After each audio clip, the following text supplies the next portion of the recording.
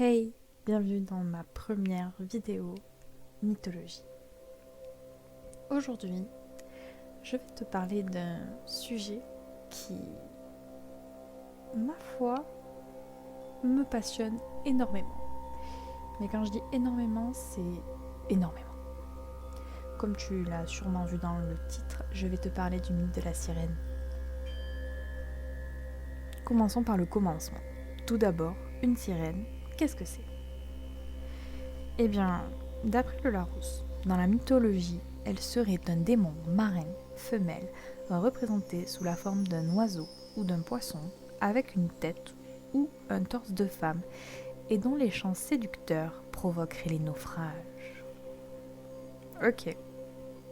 Maintenant qu'on sait à peu près ce que c'est, la première question à se poser, du moins que je me suis posée, c'est de quand date la première sirène ? Quand est-elle apparue ?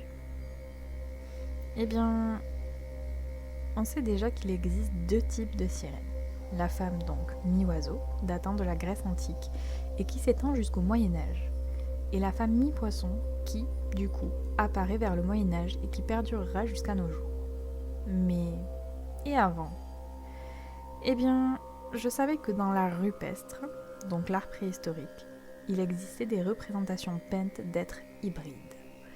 Alors je me suis naturellement demandé s'il n'existait pas des êtres mi-oiseaux ou mi-poissons.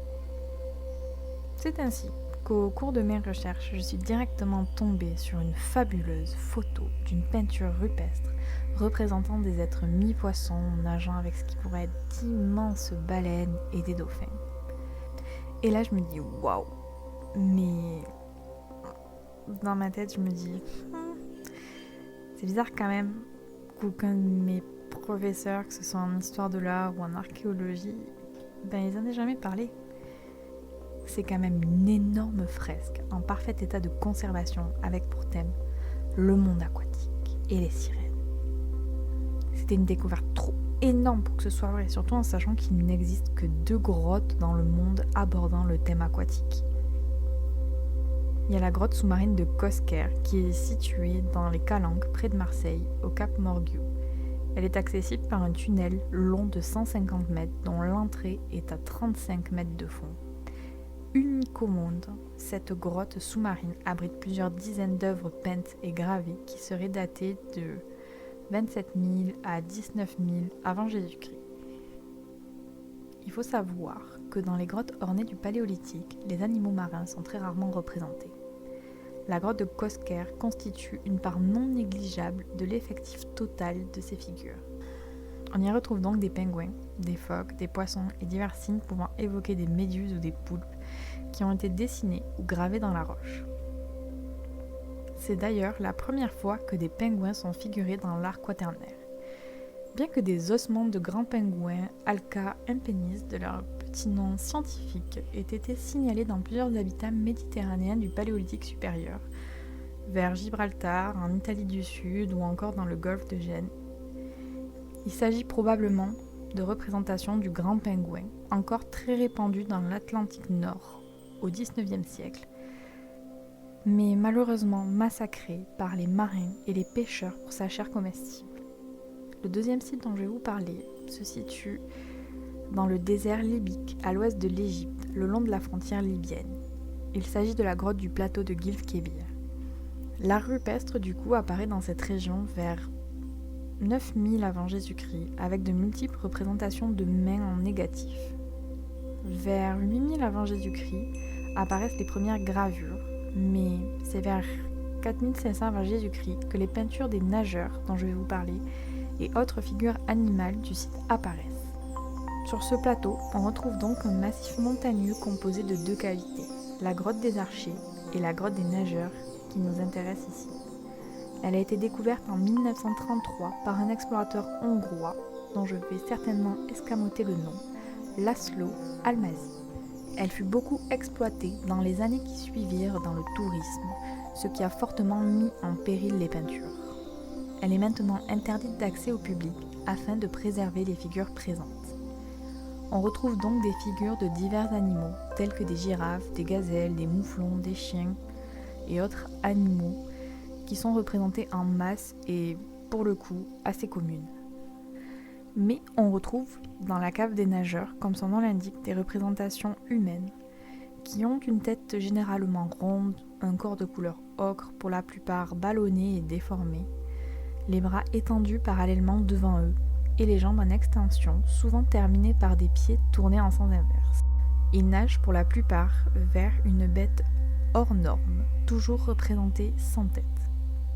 Elle n'est ni bête ni humaine.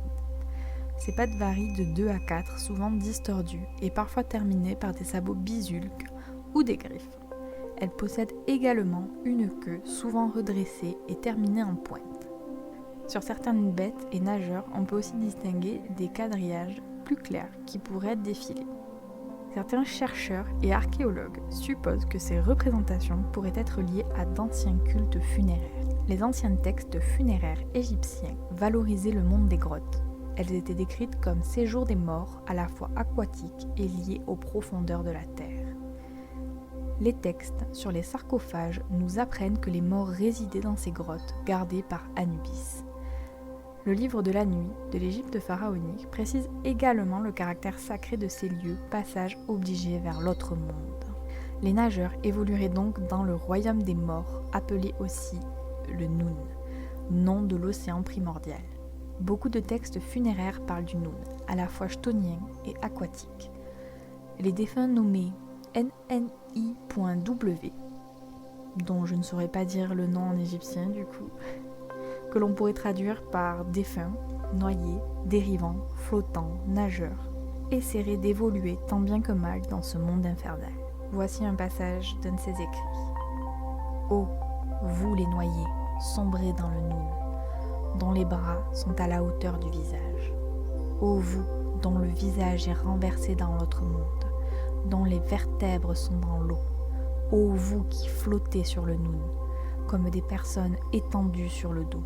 Que le souffle anime vos âmes, que vos bras fassent des mouvements de natation. Ô vous qui êtes dans le Noun, vous les noyés.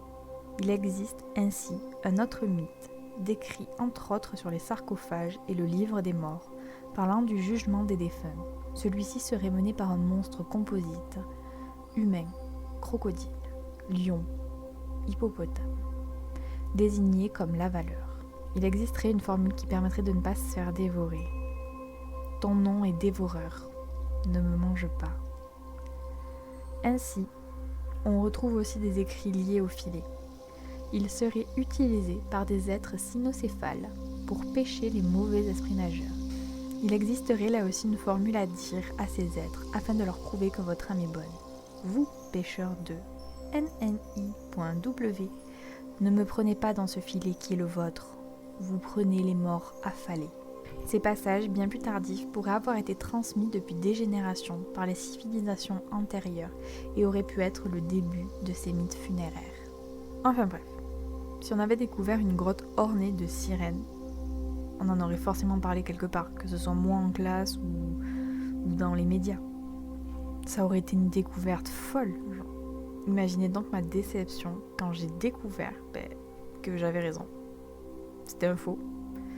Je suis tombée au cours de mes recherches sur une vidéo de Claire la sirène, qui donc parlait des sirènes préhistoriques, qui, elle, pour le coup, est remontée jusqu'au créateur de cette photo. Il s'agissait donc d'une reconstitution pour un film américain qui se disait un documentaire fictif sur les sirènes de la compagnie Animal Planet. Je vous invite d'ailleurs à visionner ces deux vidéos. Moi, étant une grande fan de sirènes, vous vous doutez bien que j'ai tout apprécié. Des bisous à Claire d'ailleurs. Elle est fabuleuse. Donc, si dans cette seconde grotte, les nageurs ne sont pas liés au mythe des sirènes, l'idée de lier le monde marin à la mort est bien présente. Cependant, les premières sirènes étaient représentées comme des femmes oiseaux et dans les représentations préhistoriques, on peut retrouver plus fréquemment des êtres hybrides, mi-homme, mi-animal.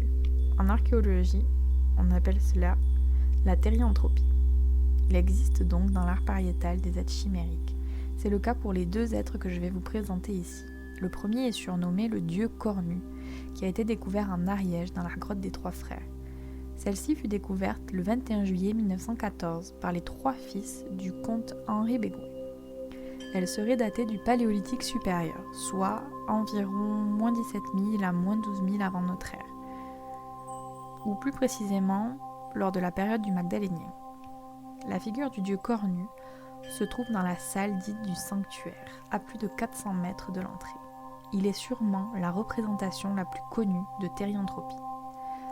La base de son corps pourrait être un homme, car il se tient sur ses 2 membres inférieurs, qui se terminent par des pieds humains. De plus, celui-ci possède 2 bras humains terminés par des mains. L'entièreté de son corps semble recouvert d'une fourrure et possède une queue animale semblable à celle d'un cheval. En dessous de celle-ci, on peut distinguer l'organe mâle reproducteur. Sa tête semble formée de plusieurs caractéristiques animales, comme des yeux et un bec de hibou. Ses oreilles sont plus longues et sur son crâne trône une magnifique ramure. Son attitude ainsi que son apparence ont soulevé dès sa découverte beaucoup de questionnements. Entre autres, qui était-il et quelle était sa fonction ? Plusieurs propositions s'offrent alors à Henri Péguin, Émile Cartaillac et l'abbé Breuil, grands pontes de leur époque. J'en ai mangé des livres à leur sujet, croyez-moi. Ils ont une vie extraordinaire. Dans un premier temps, ils penseront que ça pourrait être un homme déguisé pour la chasse à l'image de sa proie. Mais ils se rendront vite compte, au vu de sa morphologie animale multiple, que ce n'est pas le cas.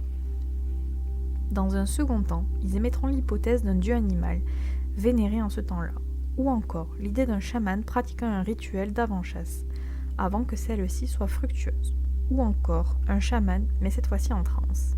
Dans un second temps, je vais vous présenter l'image d'un homme à tête d'oiseau retrouvé dans le puits de Lascaux.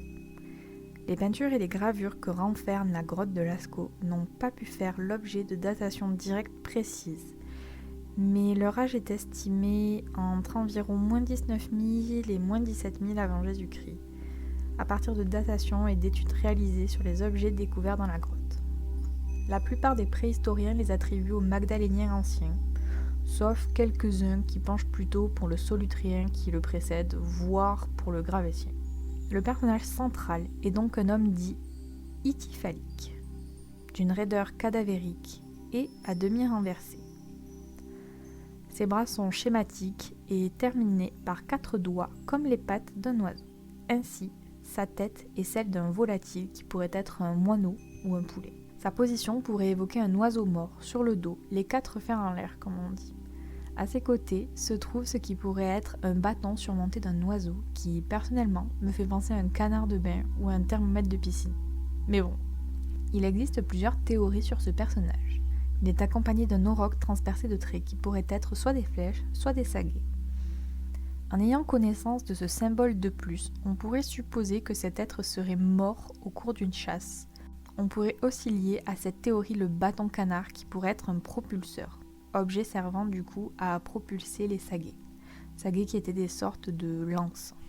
Certains ont aussi supposé que cet homme pourrait être un chaman costumé en transe, ce qui expliquerait son érection, sa tête d'oiseau afin de s'incarner en l'un d'eux, et le bâton canard pourrait être un sceptre ésotérique. Pour conclure cette première vidéo, on peut voir que l'image de la sirène telle qu'on la connaît aujourd'hui n'existe pas dans la préhistoire. Cependant, on peut voir qu'il existe des êtres hybrides très anciens, et notamment des hommes-oiseaux. Certes, c'est pas des femmes, mais bon, on s'approche. Il est donc pas étonnant de mon point de vue que les dieux égyptiens, du coup, qui avaient des têtes animales, que ce soit les hommes ou les femmes, et par la suite les sirènes grecques, ou la sirène que j'appellerais homérique, soient des êtres mi-humains, mi-oiseaux. Merci d'avoir écouté ma première vidéo. J'espère qu'elle vous aura plu, qu'elle n'aura pas été trop fouillie ou trop longue. Et je vous retrouve bientôt pour la suite du mythe de la sirène. Des bisous.